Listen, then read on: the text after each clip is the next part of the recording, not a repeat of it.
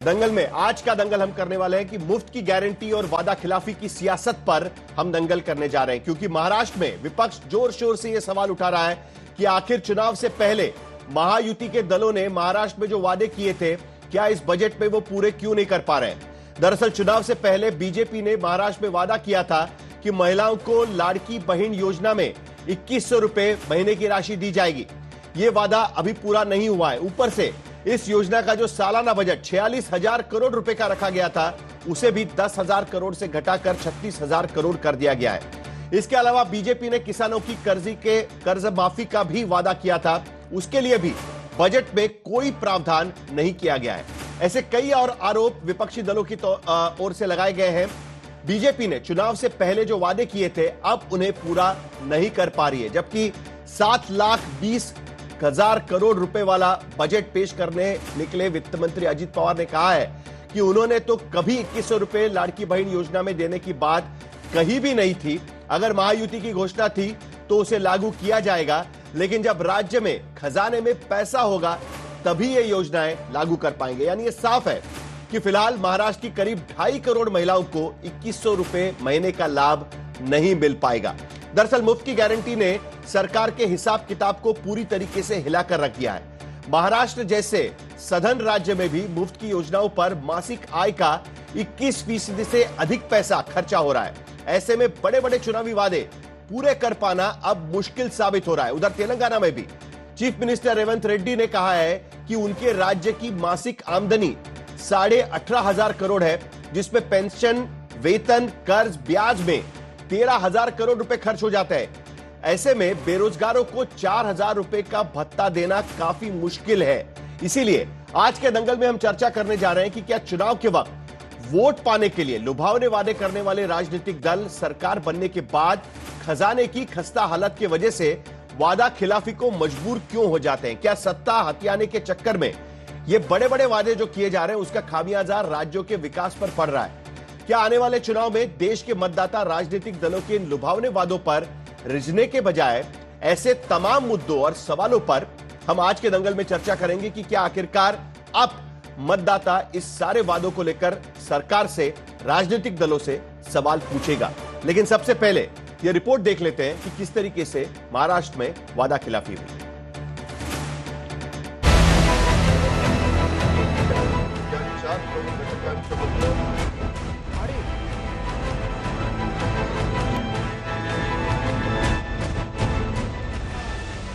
महाराष्ट्र में महायुति की सरकार ने यूं तो कृषि, उद्योग, बुनियादी ढांचा, रोजगार और सामाजिक विकास के पंचसूत्र का बजट पेश किया, लेकिन विपक्ष ने बजट में तलाश ली वो कटौती। जहां ज्यादा का वादा था, वहां सरकार ने चला दी थी कैंची। विपक्ष 2 दिन से परेशान है। प्रदर्शन पर प्रदर्शन चल रहा है। सदन के अंदर से सदन के बाहर तक विरोध है कि आखिर लाड़की बहन योजना का बजट 46,000 करोड़ से घटाकर 36,000 करोड़ क्यों किया गया। 16 लाख रोजगार कुछ नहीं है, सरकार झुटे उनके वादे है, सारे वादे तो है ही नहीं। जे मराठीत म्हणतो ना की यांचा तो जुमलानामा, युवाओं की नौकरी के बारे में कोई बात नहीं है। जो लाड़की बहन को 2100 रुपया देने का जाहीरनामे में वादा किया गया था, उनको 2100 रुपया नहीं है, बल्कि हमने देखा है कि पिछले दिनों में लाभार्थी को कम किया गया है। 6 महीने भी नहीं गुजरे हैं, महाराष्ट्र में वोट की खातिर महिला सम्मान के बड़े बड़े वादे किए गए थे। कहां तो 1,500 रुपए महीने के सम्मान को 2,100 रुपए महीने तक बढ़ाने का वादा था, लेकिन जब बजट का पिटारा खुला तो कटौती की कैंची चल गई। अब अजित पवार ने कहा है कि जब संभव हो जाएगा तो 2,100 रुपए भी मिल जाएंगे। उन्होंने बताया था हमारे अपोजिशन वालों ने कि उन्होंने 1,500 रुपए अभी देने वाले नहीं है। चुनाव का वो जुमला था, वो तो नहीं है। हमने चुनावी जुमला नहीं बोला। हमने इस दफा भी बजट में 36,000 करोड़ का प्रावधान किया है। अगर आगे वो कम पड़ेगा तो मैं जुलाई में बजट रहता है, सप्लीमेंट्री रहती है या दिसंबर में रहती है, उसमें भी मैं बढ़ोतरी कर सकता हूँ। ऐसा कुछ नहीं है। हमने जो बताया है वैसा उनकी स्कीम हम चालू रखेंगे। दरअसल महाराष्ट्र में लाड़की बहन योजना के तहत महिलाओं को 1,500 रुपए महीने के दिए जा रहे हैं, जिनमें करीब 2.53 करोड़ पात्र महिलाओं को लाड़की बहन सम्मान राशि देनी है। जुलाई 2024 में लॉन्च होने के बाद से इस योजना में 33,232 करोड़ रुपए खर्च भी हो चुके हैं, जबकि साल 2025-26 के लिए सरकार ने इसमें सिर्फ 36,000 करोड़ का बजट ही रखा है। विपक्ष ने सवाल उठाए तो वित्त मंत्री ने कहा, मैंने तो 2100 रुपए देने का वादा किया ही नहीं था। मेरा एक भी स्टेटमेंट निकालो, एक भी स्टेटमेंट कि मैंने ये वादा किया था, एक भी स्टेटमेंट मुझे दिखा दो। मैंने असेंबली इलेक्शन में अलग अलग जगह जाके बहुत सारे पब्लिक रैलियां ली थी। मैंने वहां मेरे कैंडिडेट के प्रचार के लिए मैं खुद गया था, लेकिन कभी भी मैंने ये नहीं कहा। हालांकि खबर है कि महाराष्ट्र के बाद अब बिहार सरकार बिहार में भी महिला सम्मान योजना का चुनावी वादा कर सकती है। सूत्रों के मुताबिक नीतीश सरकार चुनाव से पहले जुलाई महीने से ऐसी योजना लॉन्च कर सकती है और महिलाओं के खाते में पैसे भेजे भी जा सकते हैं। हालांकि महाराष्ट्र के खजाने का हाल देखते हुए बीजेपी को ऐसे वादे और फैसले पर दोबारा विचार करना पड़ सकता है। खबर है कि बीजेपी नए चुनावी राज्यों में महिलाओं को नकद राशि देने के बजाय स्वयं सहायता समूहों को पैसे दे सकती है, क्योंकि महाराष्ट्र पर कर्ज 2023-24 के 7,11,278 से 10% बढ़कर इस साल 7,82,991 करोड़ रुपए पर पहुंचने का अनुमान है।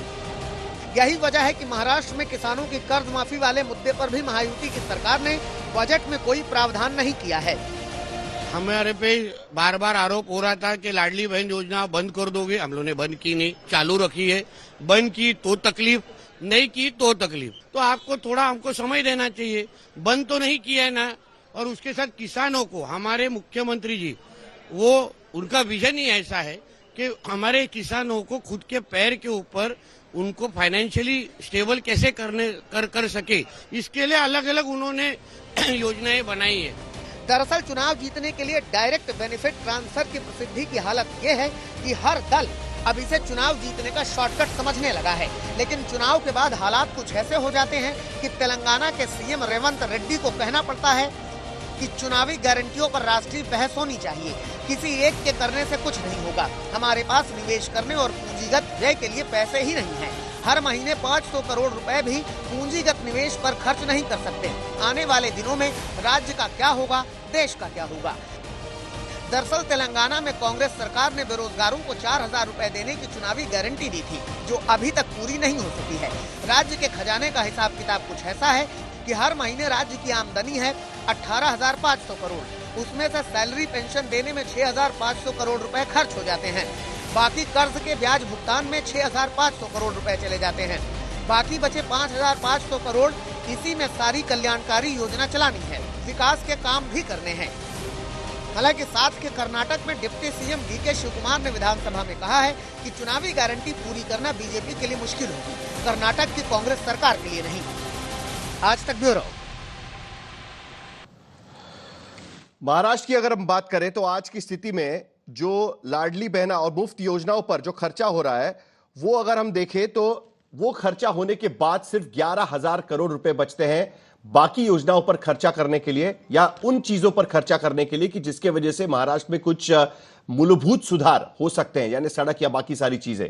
लेकिन उसके साथ साथ जो लाडली बहन योजना है उस पर का अगर हम खर्चा देखें तो हम देख सकते हैं कि कुल बजट के आज की स्थिति में भी हम देख सकते हैं कि महाराष्ट्र में लाडली बहन योजना पर, लाड़की बहन योजना पर कम बजट का करीब करीब 4% हिस्सा बजट की आमदनी का उस पर खर्चा होता है। तो क्या ये योजनाओं को जारी रखना किसी भी राज्य के लिए ठीक साबित होगा, और क्या महाराष्ट्र में जो योजनाएं बंद कर दी गई है और जो 2100 का वादा पूरा नहीं किया गया है उससे बाकी राज्यों को अब क्या सीख लेनी पड़ेगी, इन सारे मुद्दों पर हम चर्चा करेंगे। प्रेम शुक्ला भारतीय जनता पार्टी के प्रवक्ता इस चर्चा में हमारे साथ शामिल होंगे। अतुल लोंढे पाटिल कांग्रेस की तरफ से अपनी भूमिका रखेंगे। कांग्रेस ने भी इस पूरे मामले में 3,000 रुपए महिलाओं को देने का वादा चुनाव के पहले किया हुआ था, वो कैसे उसको पूरा करते वो अभी तक हमें पता नहीं है, लेकिन उनसे भी इसके बारे में बातचीत करेंगे। आनंद दुबे शिवसेना यूबीटी की तरफ से अपनी भूमिका रखेंगे। आज आदित्य ठाकरे कह चुके हैं कि अगर उनकी सरकार होती तो वो 3,000 रुपए देते। कृष्णा हेगड़े शिवसेना की तरफ से इस चर्चा में अपनी भूमिका रखेंगे। एकनाथ शिंदे ने अपनी पूरी छवि को लाडली बहना का भाई के तौर पर चुनाव के पहले सबके सामने रखा था और उन्होंने ही 2100 रुपए का वादा चुनावी रैली में किया हुआ था। अजीत पवार कह रहे हैं कि हमारी महायुति की तरफ से तो ऐसा कोई वादा नहीं किया गया था, लेकिन फिर भी हम उसे पूरा करने की कोशिश करेंगे। बृजमोहन श्रीवास्तव एनसीपी की तरफ से अपनी भूमिका रखेंगे और महेश चौहान एनसीपी एसपी की तरफ से इस चर्चा में शामिल होने जा रहे हैं।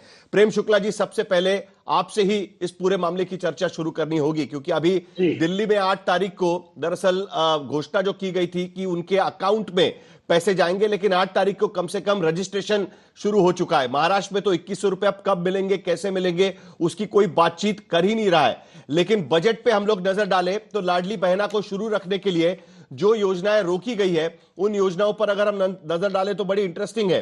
तीर्थ दर्शन योजना जो चुनाव के पहले जिसकी घोषणा की गई थी, 50 करोड़ रुपए उसके लिए रखे गए थे, वो पूरे नहीं दिए गए, लेकिन उसके बाद उसका जिक्र भी इस बार के बजट में नहीं किया गया है। उसके साथ साथ जो फ्री राशन किट बांटने की योजना की घोषणा की गई थी मुख्यमंत्री की तरफ से, जो कृष्णा हेगड़े को भी मैं पूछूंगा, उसके बारे में भी कोई बातचीत नहीं कर रहा है। और उसके साथ साथ लाडली बहनाओं को अब 10,000 करोड़ रुपए का आवंटन कम कर दिया गया है।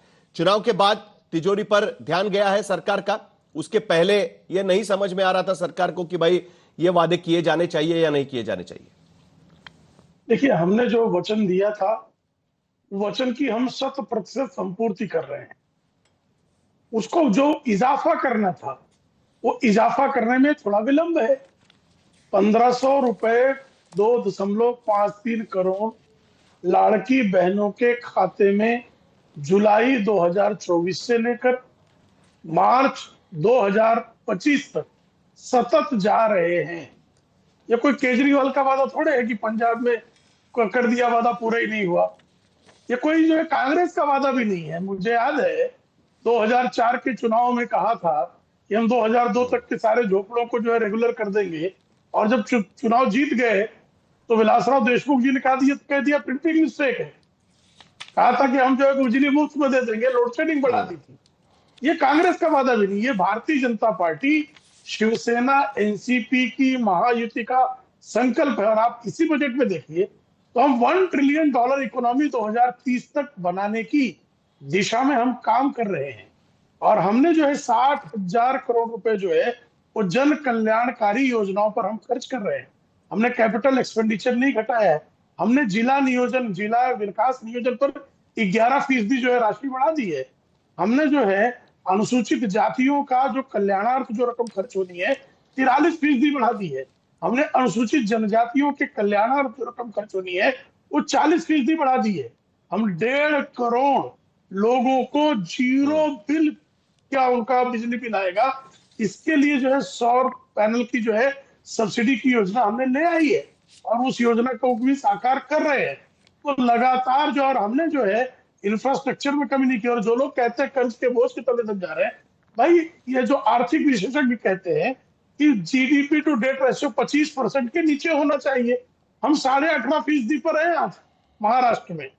कर्ज के बोझ के तले पंजाब दब रहा है, तेलंगाना दब रहा है। एक आम आदमी पार्टी द्वारा शासित है। सर, तो फिर 46,000 करोड़ क्यों नहीं दिए गए? आपको पता है कि आप 18% तक कैसे रुक गए हैं? प्रेम शुक्ला जी, प्रेम शुक्ला जी, 18% पर आप कैसे रुक गए, आपको पता है? मैं आता हूँ उसी पर आ रहा हूँ। ठीक, देखिए, एक मोहनदास पै हैं, इन्फोसिस के फॉर्मर सीईओ हैं।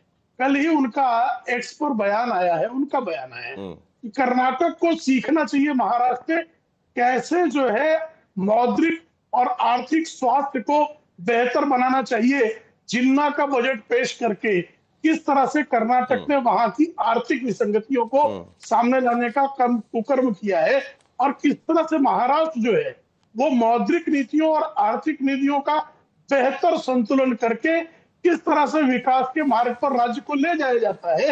ये मोहनदास पै कह रहे हैं। मोहनदास पै कोई भारतीय जनता चर्चा पार्टी सिर्फ महाराष्ट्र की नहीं है, कार्यकर्ता नहीं है। सारे राज्यों की हम चर्चा इसमें कर रहे हैं। बेहतर किस तरह से महाराष्ट्र, देखिए, कर्नाटक की बात इसलिए निकल रही है ना, अतुल लोंडे पाटिल 5 गारंटी आपने बताई थी, 51,000 करोड़ रुपए अलॉट किए गए थे। और आज की स्थिति में जो जीएसडीपी के मुकाबले अगर लायबिलिटीज हम देखें तो 22.7%, वहां भी 25% से कम है। जैसे महाराष्ट्र आज क्लेम कर रहा है कि हम तो 18% पर है, 25% पर पहुंचने के लिए हमारे पास टाइम है। लेकिन देखिए, हिमाचल में 44% तक जीएसडीपी के लायबिलिटीज आपकी पहुंच गई है, क्योंकि आपने बहुत सारे वादे करके रखे थे। और प्रेम शुक्ला जी, आपके यूपी में भी देख लीजिएगा, यूपी में 30.9% आउटस्टैंडिंग लायबिलिटीज जीएसडीपी के मुकाबले 25% से ज्यादा हो चुकी है। जितना बड़ा राज्य वहां पर लायबिलिटीज बढ़ना शुरू हो चुका है। अतुल लोंढे पाटिल, आज तो आप कहेंगे कि भाई 2100 का वादा पूरा नहीं किया, अगर यहां पर आप 3000 रुपए देने लग जाते तो कर्नाटक जैसी स्थिति हो जाती। 22% से ज्यादा जीएसडीपी के मुकाबले लायबिलिटीज इस वक्त स्टेट पर कर्नाटक में दिखाई दे रही है। हिमाचल में 44% तक पहुंच गई है। महाराष्ट्र में भी यही स्थिति हो जाती। कम से कम अभी तो इस तरीके के वादे नहीं होंगे, या आपको कुछ और कहना है? साहिल, वो तो एक अलग डिबेट है प्रीवियस के संदर्भ में कि किस तरह से जाना चाहिए, किस तरह से नहीं जाना चाहिए। लेकिन मुझे हंसी आ रही थी जब हमारे प्रेम भाई भैया कह रहे थे कि मौद्रिक नीति महाराष्ट्र की अच्छी नहीं है और इन्फोसिस के सीईओ ने किया। अब मैं किसे बेवकूफ बोलूं, इन्फोसिस के सीईओ को बोलूं? क्या मौद्रिक नीति किसी राज्य के और केंद्र सरकार के अधीन आती है? मौद्रिक नीति इस देश की आरबीआई डिसाइड करती है। मौद्रिक नीति का राज्यों का और केंद्र सरकार का भी कोई संबंध नहीं होता। तो पहले ये बात समझ ले, तो फिर डिबेट जब बजट पे डिबेट करते तो पता चलता है। अभी इनका कर्जा जो है लगातार महाराष्ट्र में बढ़ता है। महाराष्ट्र की इकोनॉमी, साहिल भाई, और अदर स्टेट की इकोनॉमी, इसमें बहुत अंतर है। हम 16वीं नंबर की इकोनॉमी हुआ करते थे दुनिया में। अभी यहाँ पर फिस्कल डेफिसिट जो है वो 1,26,000 करोड़ तक चला गया है। हम जो इंटरेस्ट दे रहे हैं, हमारे ऊपर जो कर्जा है 9 लाख करोड़ से ज्यादा है। ये कर्जा तो अब बजट में दिखता है, लेकिन ऑफ बजट फाइनेंसिंग होता है। जिन्होंने कॉर्पोरेशंस में इतना पैसा बांटा है 2.5 साल में, इतना पैसा बांटा, बंदरबाट की है। अभी तो 90,000 करोड़ तो कॉन्ट्रैक्टर्स के देने हैं। कॉन्ट्रैक्टर्स मोर्चा निकल रहे हैं यहाँ पर। इन्होंने शिव भोजन थाली बंद कर दी है। आनंदाता सीधा जो चुनाव के लिए लाया था, जिसमें भी मैंने उसका फ्रॉड बाहर निकाला था, लेकिन मेरी प्रेस कॉन्फ्रेंस को ब्लैकआउट कर दिया गया और उसके ऊपर सरकार ने कोई कार्रवाई नहीं की। पीली शक्कर, डंकी दाल और 100 ग्राम के नाम पर तेल जो है 91 ग्राम का तेल दिया था मैंने, जिसका पूरा फ्रॉड बाहर निकाला था। लेकिन उसके ऊपर कोई कार्रवाई नहीं की कि कंप्लेंट दर्ज करने पर कोई एफआईआर दर्ज नहीं होता है, कुछ नहीं होता है। और यहाँ पर इनको इंटरेस्ट 56,000 करोड़ देना है और रेवेन्यू डेफिसिट इनका 45,000 करोड़ से ज्यादा का है।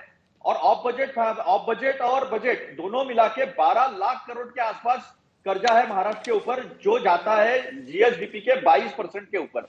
25% तो डेट है, लेकिन 21% क्रॉस करते समय हम डेट ट्रैप में जाते हैं, जिसे डेट टू जीडीपी रेशो कहते हैं। उसमें महाराष्ट्र पहली बार आया है साहिल भाई। इनके हाथ में 50। अरे वही तो बात मैं कह रहा हूं ना, आपकी सरकार बनती तो आप 3,000 रुपए देने पड़ते आपको। कहां से आप 3,000 रुपए देते? अगर यही सारी चीजें हैं तो आप भी 3,000 का वादा क्यों कर रहे थे?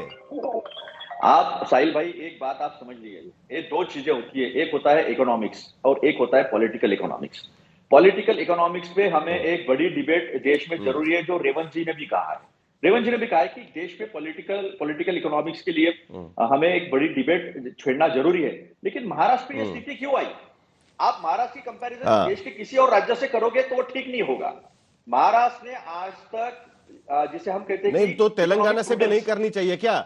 रेवंत रेड्डी चुनाव जीत रहे थे, तब तो रेवंत रेड्डी ने वादा करके रखा था, वहां पर जाके गारंटी देके आए थे कि जो युवाओं के लिए कुछ 4,000 रुपया देंगे हम। अब वो कह रहे हैं कि 5,500 करोड़ रुपए सिर्फ हमको मिलते हैं महीने में खर्चा करने के लिए। उसमें उनको हम लोग कहां से ये बेरोजगारी का भत्ता दे देंगे हम लोग? और वही चीज आप महाराष्ट्र में भी वादा करने वाले थे। देखिए नहीं हो पाता यहां पर भी। आखिरकार आपके मुख्यमंत्री को आके भी कहना पड़ रहा है कि नहीं दे सकते हम लोग। साहिल, नकारात्मक सवाल आप कहीं खड़ा कर सकते हो, लेकिन मुझे थोड़ा मेरा तो कहना रखने दीजिए। ये महाराष्ट्र में पहली बार ऐसा हुआ है कि उद्योग बाहर गए हैं। महाराष्ट्र में पहली बार ऐसा बजट हुआ है कि 2030 की बात करता है, 2047 की बात करता है। हम कर लेंगे, हमें करना है, हम पैसा उपलब्ध करा दे देंगे, हम निधि उपलब्ध करा दे देंगे, ये बात है। पहली बार ऐसा हुआ है कि कैपिटल एक्सपेंडिचर जो 13% तक इन्होंने नीचे लाया था, हमारे जमाने में 18 से 20% तक था कैपिटल एक्सपेंडिचर, वो इस बजट में 11% तक नीचे आया है। महाराष्ट्र के उद्योग, रुकिए ना एक मिनट, महाराष्ट्र के उद्योग बाहर जाते हैं तो उद्योगों के बारे में बजट में इतनी लंबी चर्चा होती है और धीरे से उसमें कहा जाता है कि इंडस्ट्रियल पॉलिसी आएगी तो उसमें ये सारी चीजें जो है सामने आएगी। कौन सी इंडस्ट्रियल पॉलिसी आने वाले हैं? मोदी जी सारा गुजरात में लेके चले जाएंगे। कृष्णा हेगड़े हमारे साथ में है, 10 सेकंड, शिवसेना के एक योजना का जिक्र है। जल्दी से अतुल, जल्दी से। देखिए साहिल, हमें गुजरात से कोई नफरत नहीं है। गुजरात भी ग्रो करे, महाराष्ट्र भी ग्रो करे, लेकिन financial institution, international financial institution आप गुजरात में लेके जाते हो, लेकिन सारे फाइनेंशियल इंस्टीट्यूशंस के हेड ऑफिसेस बॉम्बे में है। आप डायमंड बोर्स जबरदस्ती लेके जाते हो, डायमंड बोर्स को वापस आना पड़ता है। आप डॉकयार्ड को वहां शिफ्ट करना चाहते हो, जबकि नेचुरल किनारा जो है वो बॉम्बे को मिला हुआ है। बॉम्बे और गुजरात कोई अलग थोड़ी है, देश के हिस्से है ना। लेकिन आप जबरदस्ती महाराष्ट्र के साथ गुस्सा निकालते हो और हमारा देखिए कृष्णा हेगड़े, 5.6 का भी सीना नहीं बचा है। जब आपके मुख्यमंत्री थे एकनाथ शिंदे, तब एकनाथ शिंदे के राजनीतिक गुरु जो है आनंद दिघे, उनके नाम से उन्होंने एक योजना शुरू कर दी, राशन बांटने की एक योजना शुरू कर दी कि त्योहार के दिन राशन बांटे जाएंगे। अब देखिए नए मुख्यमंत्री आ गए, वित्त मंत्री नए आ गए, उन्होंने योजना बंद कर दी। इस बार के बजट में आनंददाता सीधा, जिसका नाम लिया जा रहा था अभी थोड़ी देर पहले, लोगों को पर्सपेक्टिव समझ में आना चाहिए, इसके लिए मैंने बताया कौन है आनंददाता सीधा। आनंद दिघे के नाम से योजना शुरू कर दी थी, आपके मुख्यमंत्री पद आपका चला गया, योजना ही बंद कर दी गई। आप कुछ बोलेंगे कि नहीं बोलेंगे इसको लेकर कृष्णा हेगड़े? अरे सभी बिल्कुल बोलेंगे। और जहाँ पर एक योजना बंद हुई है वहां पर 2 नई योजना भी शुरू हुई है। ये बार का जो बजट है वो 7,20,000 करोड़ का है और यहाँ पर हमने ऊर्जा हो, खेती हो, उद्योग हो, स्वास्थ्य हो, शिक्षण हो, सभी पे हमने। अरे वो सब ठीक है, वो सब तो वो प्रेम शुक्ला जी बोल चुके। आपकी फ्लैगशिप योजना बंद कर दी है, आपके मुख्यमंत्री ने जो घोषणा की थी उसके बारे में पहले बताइए। ये चुनावी वादा था आपका, आप कह रहे थे कि त्योहार के दिन हम राशन बांटेंगे, राशन तो बंद कर दिया गया, पैसा ही नहीं है सरकार के पास। साहिल भाई, फ्लैगशिप योजना हमारा लाड़की बहन है, एक लाड़की है और दोनों योजना जो है वो हम लागू रखे हैं। लाड़की बहना में जो हमने कहा है कि 1500 रुपया दे रहे थे, 2100 रुपए का क्या हो गया कृष्णा हेगड़े? ना, मुख्यमंत्री ने तब घोषणा की थी कि 2100 रुपए कर देंगे। मुझे बोलने देंगे तो मैं बोलता हूँ। महाविकास आघाड़ी का घोषणा पत्र आने के एक दिन पहले घोषणा कर दी गई थी 2100 रुपए की। कृष्णा हेगड़े, पिछले 10 महीने क्या हो गया उसका? 1500, पिछले 10 महीने से 1500 रुपए दे रहे हैं और एक भी इंस्टॉलमेंट भी जो है वो अभी तक हमने डिफॉल्ट नहीं किया। अगर एक भी किया है तो आप बताइएगा। दूसरी बात यह है कि इन्होंने कहा, महाविकास आघाड़ी ने 3,000 रुपए देंगे, हमने कहा 2100 देंगे, लेकिन लोगों ने, महाराष्ट्र के 2100 रुपए का क्या हो गया बता दीजिए ना कृष्णा हेगड़े जी। आप कुछ आंदोलन करेंगे कि नहीं करेंगे इसको लेकर? महाराष्ट्र के लोगों ने आपके मुख्य नेता का वादा, 3,000, आपके मुख्य नेता का वादा अजीत दादा ने तोड़ दिया। नहीं, इनके 3,000 रुपए पे भरोसा नहीं किया। हमारा जो वादा था उस पे महाराष्ट्र की जनता ने, बहनों ने विश्वास किया। उसका मतलब क्या था कि हम काम करने वाली सरकार थी, ये फेसबुक लाइव वाले सरकार थे। और अजीत दादा ने कहा कि सप्लीमेंट्री जो बजट आएगा, आपके वादे पर भरोसा नहीं किया, इन्होंने 1500 रुपए दिए, उस पर भरोसा करके वोट दे दिया इनको। आनंद दुबे, अगर फिस्कल बैलेंस मीट होता है तो हम वहां पर भी बढ़ा के देंगे। हमने ये नहीं कहा कि हम ये सब तो चुनाव जीतने के बाद समझ में आता है। फिस्कल बैलेंस करना चाहिए, बाकी सारी चीजें होनी चाहिए। चुनाव के पहले ये तो किसी को समझ में नहीं आता है फिस्कल बैलेंस होना चाहिए कि नहीं होना चाहिए। जैसे नहीं है, नहीं, वो बाद में समझ में आती है बात, वो बात सही है। वो रेवंत रेड्डी वगैरह सभी लोगों को बाद में लगने लगता है कि फिस्कल बैलेंस होना चाहिए, फिर बजट का ज्ञान सब लोग देना शुरू कर देते हैं। आनंद दुबे, आज आपके नेता भी कहने लगे थे हम दे रहे थे 3,000 रुपए। कहां से देते आप आनंद दुबे 3,000 रुपए? साहिल भाई नमस्ते। देखिए, दो व्यक्ति आपस में बात कर रहे थे कि यार तुम्हारे खाने की प्लेट में पुलाव है, दूसरे ने कहा भाई साहब बहुत ही जल्दी चुनाव है। तो जब चुनाव था तो लाडली बहनें बहुत अच्छी लग रही थी, उनको मदद करने की मन कर रहा था। और जब चुनाव खत्म हो गए, नवंबर में, अक्टूबर में, सितंबर के 3-3 महीने की किस्तें पहले दे दी गई, क्योंकि सामने चुनाव था ना। अब जब चुनाव बीत गए तो अजीत दादा कह रहे हैं कि यार ऐसा तो कोई वादा हमने किया ही नहीं था, जबकि आपको भी मालूम है साहिल भाई कि ये वादा हुआ था, उनके मैनिफेस्टो में था कि 1500 की रकम को हम बढ़ाकर देंगे। तो एक तो देखिए, हमारे राज्य में 4 चीजों को मैं इस बजट पे बांट देता हूं। एक माता बहन है, एक हमारे किसान है, एक हमारे नौजवान है और एक सीनियर सिटीजन है। माताओं बहनों के 2100 घटा के आपने 1500 कर दिया, उसमें भी आपने 21 साल से 65 साल की लिमिटेशन की उम्र लगा दी, उसमें से भी 9 लाख माताओं बहनों के नाम लिस्ट से आपने हटवा दिए। युवाओं को आपने कहा था कि हर साल हम हर महीने 10,000 रुपए उनको भत्ता देंगे, जो ग्रेजुएशन जिनको नौकरियां नहीं मिल रही, आपने दिया। नहीं दिया। किसानों का आपने कर्जा माफ करने का वादा किया था, प्लस 15,000 सालाना उनको एक मदद करने की बात कही थी, आपने किया? आपने नहीं किया। वृद्धा पेंशन योजना के तहत आपने सालाना उनको जो रकम देने का वादा किया था, आपने किया? आपने नहीं किया। आपने आशा वर्कर्स, हमारी बहन आंगनवाड़ी जो चलाती हैं, आपने उनको सालाना जो रकम देने का वादा किया था, आपने किया? आपने नहीं किया। तो ये जो 7 लाख करोड़ का बजट है, जिसमें से मुंबई और महाराष्ट्र सबसे ज्यादा पूरे देश को टैक्स देता है, राज्य को भी टैक्स देता है, उसके हाथ लगा क्या? क्या ये बजट कॉन्ट्रैक्टरों के लिए बनाया गया है? क्या ये बड़े बड़े व्यापारियों के लिए बनाया गया है? आपने माताओं बहनों का जो 46,000 करोड़ था उसको घटाकर 36,000 करोड़ कर दिया। तो मतलब जो आपको चुनाव जितवाते हैं, जो मैनिफेस्टो देखकर लोग अपनी विवेक बुद्धि से मतदान करते हैं, आपने उनके पैसे को चपत लगा दी, और जहां जरूरत नहीं थी वहां कॉन्ट्रैक्टरों को सड़कों के निर्माण में, और आपने एक और काम कर दिया, आपने कार का आपने इलेक्ट्रिसिटी, सीएनजी और एलपीजी कार में 1% बढ़ा दिया। दूसरी तरफ आप इन्वायरमेंट की बात करते हो, अब इन्वायरमेंट कौन करेगा? अब गाड़ियां महंगी हो गई, जो सीएनजी और एलपीजी से चलती थी उन गाड़ियों का क्या होगा बताइए? ये आपके सवाल का जवाब आया क्या साहिल भाई? जल्दी से जवाब आपके सवाल का जवाब आनंद दुबे जी आपके सवाल का जवाब देने का साहस कर सके क्या? आनंद दुबे जी से आपने सवाल पूछा कि आप 3,000 कैसे देते? बिल्कुल नहीं, उस पर भी आऊं, तब तक तो साहिल भाई ने मुझे रोक दिया। बोलने लगे साहिल भाई, ये क्या तरीका है? साहिल भाई बीच में कोई चिचिया रहे, फिर पूछेंगे बताइएगा ना, फिर पूछेंगे बताइएगा। अरे आनंद दुबे जी उनको बोलने दीजिए, वरना कुछ जवाब नहीं मिल पाएगा, यही चलता रहेगा। जरा बोलने दीजिए उनको। प्रेम शुक्ला जी, आपकी बात खत्म करिए। अब देखिए, हमने आनंद दुबे जी 1 मिनट उनको बोलने दीजिए। आपको पता है 3,000 देने के लिए कितना खर्चा करना पड़ता? 36,000 करोड़ रुपए 1,500 रुपए देने के लिए देने पड़ रहे हैं। 3,000 देने के लिए 70,000 करोड़ से ज्यादा रखना पड़ता। उतने पैसे ही नहीं है तिजोरी में। आप समझ रहे हैं आनंद दुबे जी? प्रेम शुक्ला जी जल्दी से जवाब दे दीजिएगा। चलिए। देखिए, ये कह रहे हैं कि मुंबई को क्या बुला रहे भाई? आपने तो मेट्रो की योजना बंद नहीं, आपने जो है श्रीमान उद्धव ठाकरे ने कॉन्ट्रैक्टरों से रिश्वत लेने के चक्कर में उन्होंने जो है मेट्रो परियोजना ठप कर दी, कोस्टल रोड परियोजना ठप कर दी।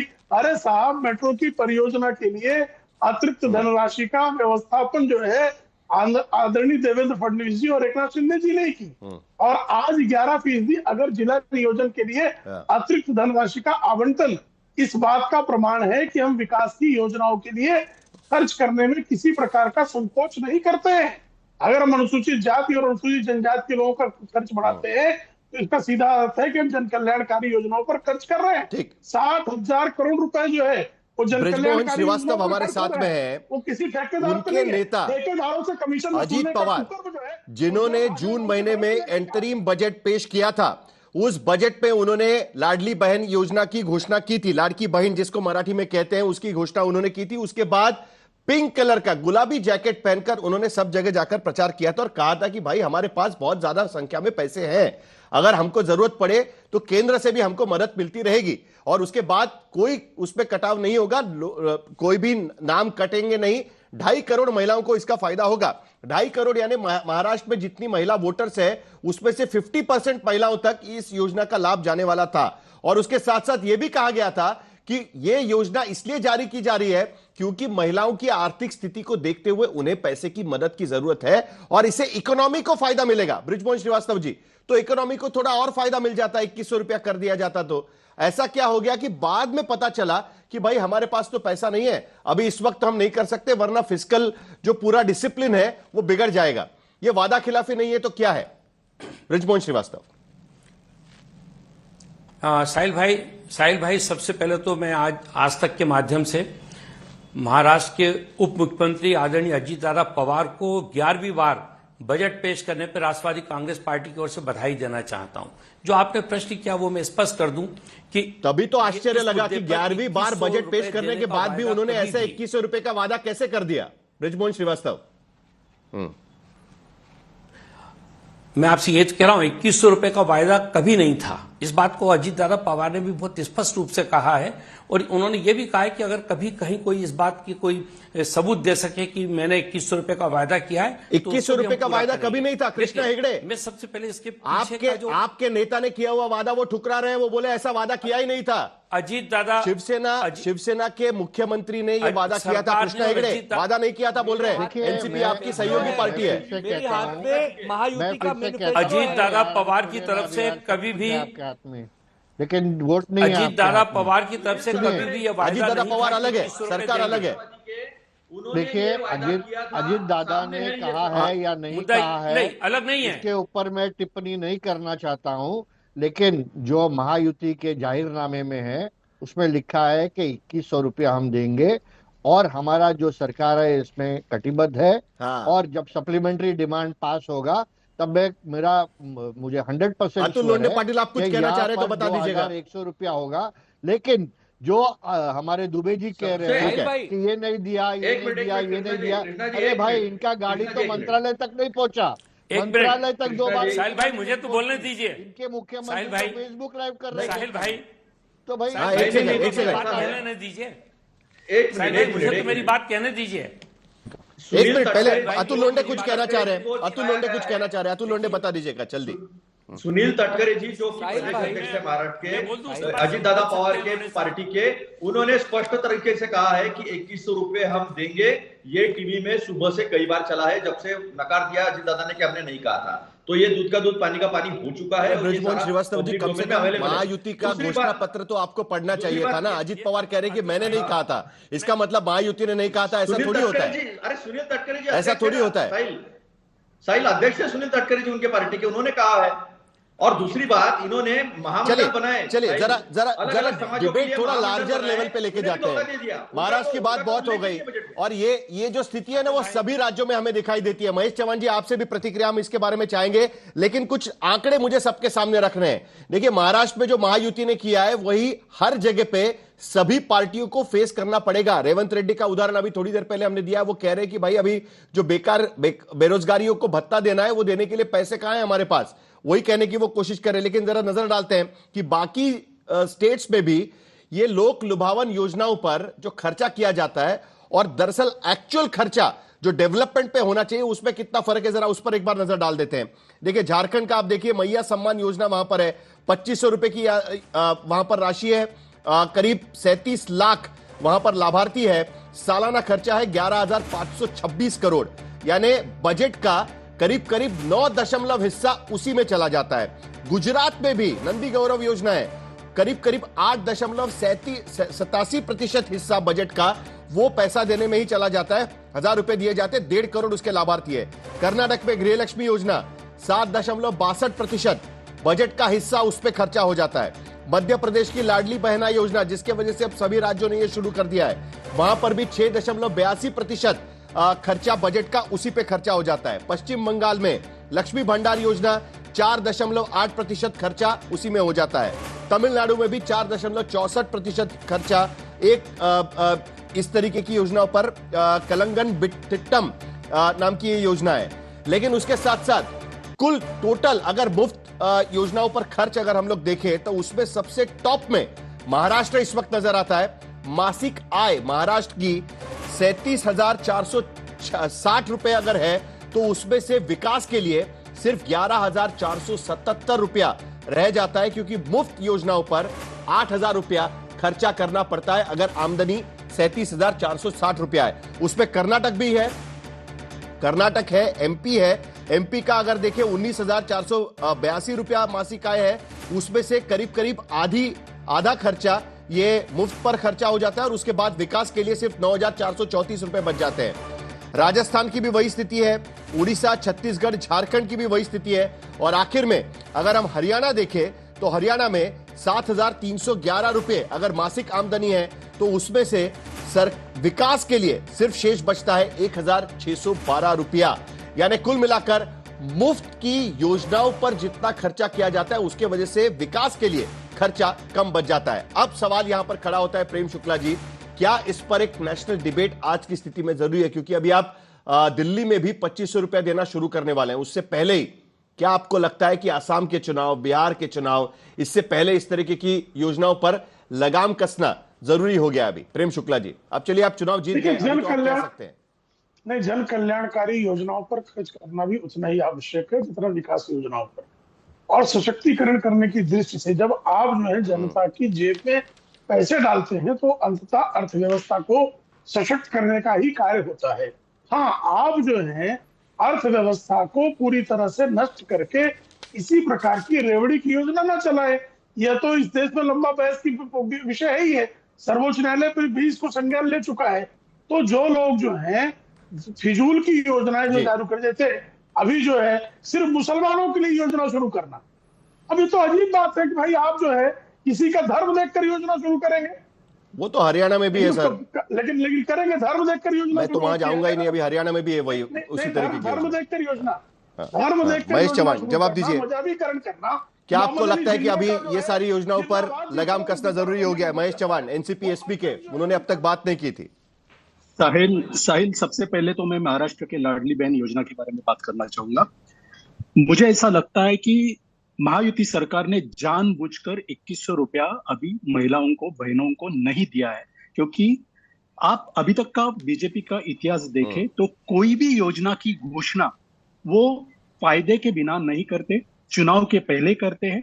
और इसीलिए मुझे ये आशंका है कि ये 2100 रुपए की जो घोषणा है वो आने वाले स्थानीय निकाय चुनाव के दरमियान वो करेंगे और तभी से वो लोगों को पैसा देना चालू करेंगे। ये मुझे आशंका है साहिल, इस पर आप बिल्कुल विचार कीजिएगा। यही प्लानिंग है क्या शुक्ला जी? देखिए, हम क्योंकि अब बीएमसी वगैरह के चुनाव आने वाले हैं, उसके लिए बचा के रखा है आपने कि बाकी का खर्चा वहां कर देंगे। हम लोग सशक्त करने का काम करते हैं, हम लोग शरद पवार जी की तरह ठगने का काम थोड़े करते हैं। हम लोग का प्रिंटिंग मिस्टेक नहीं होती है। शरद पवार जी ने प्रिंटिंग मिस्टेक 2004 में करवा दी थी। विलासराव देशमुख और शरद पवार ने प्रिंटिंग मिस्टेक करवा दी थी। हम प्रिंटिंग मिस्टेक नहीं करते। चलिए, हम आनंद दुबे, तौर पर सशक्तिकरण करने का आनंद दुबे जल्दी से, आप कुछ कहना चाह रहे थे, जल्दी से। नगर पालिका के चुनाव हुए थे साहिल भाई, 2022 में आखिरी महानगर पालिका के चुनाव हुए थे, हम 2025 में हैं, अभी तक किसी महानगर पालिका का चुनाव नहीं हुआ। और जिस मुंबई में बीएमसी का अपना एक बजट होता है, कई राज्यों से बड़ा बजट होता है, उसकी तिजोरी में भी इन्होंने डाका डालना शुरू कर दिया है महायुति वालों ने। और महायुति में तो आपस में इतना विवाद फुटअव्वल है कि इनको यही नहीं पता कि माताओं बहनों को देना कितना है। एक नाथ शिंदे की शिवसेना अलग कुछ कह रही है, बीजेपी अलग कुछ कह रही है। तो हम महानगर पालिका चुनाव के वक्त पैसा निकाला जाएगा। अतुल लोंढे, इनमें आपस में मतभेद है। नहीं, एक बात आप समझ लीजिए, इन्होंने पिछले बजट का 57% खर्चा किया नहीं है। ये डाका नहीं, चोरी भी करते हैं। और ये जो प्रेम शुक्ला जी बात कर रहे हैं ना शरद पवार जी की, तो नरेंद्र मोदी जैसा झूठा प्रधानमंत्री किसी भी देश को नहीं मिला है। 2 करोड़ रोजगार देने वाले थे, सबसे ज्यादा बेरोजगार बात अभी फैल जाएगी, सबसे ज्यादा किसान नहीं, आत्महत्या करने वाले हिंदू, समय खत्म हो रहा है। लेकिन एक बात का संज्ञान हम सभी को लेने की बहुत जरूरत है आज की स्थिति में। प्रेम शुक्ला जी, अतुल लोंढे जी, देखिए मेरे पास समय खत्म हो गया, इसके लिए मुझे डिबेट तो वाइंड अप करना पड़ेगा। आप सबका बहुत बहुत शुक्रिया। लेकिन हम सभी को एक बात का संज्ञान लेना बहुत जरूरी है कि इस तरीके की योजनाओं को जारी रखने के लिए महाराष्ट्र में आज की स्थिति में क्या हुआ है पता है? महाराष्ट्र में हेल्थ का बजट जो है 6% तक नीचे आ गया है। एजुकेशन और बाकी योजनाओं पर जो खर्चा है वो भी कम कर दिया गया है। टोटल बजट के अनुपात में सिर्फ 13% उस पर खर्चा होने वाला है, जो इससे पहले 17-18% तक हो जाता था।